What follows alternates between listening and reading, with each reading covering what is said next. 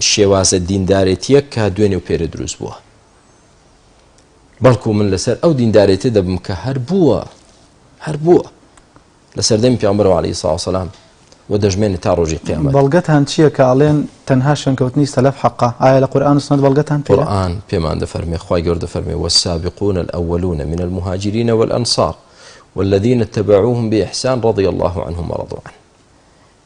ئەوانەی کە پێشینە چاکەکان بوون، سابقون یعنی پێش ئێمە ڕۆیشتن، من المهاجرين والأنصار لە مهاجرەکان کۆچکردوەکان و شوێنکەوتوەکان و ئەنسار پشتیوانەکان، والذين اتبعوهم بإحسان ئەوانەش کە شوێن سابقون دەکەون تا ڕۆژی قیامەت.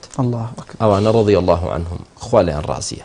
کەواتە من نە مهاجرم نە ئەنساریشم، بەڵام دەتوانم کامیان بم والذين اتبعوهم بإحسان، دەتوانم لەوانە بم کە شوێن مهاجر و ئەنسار دەکەوێت.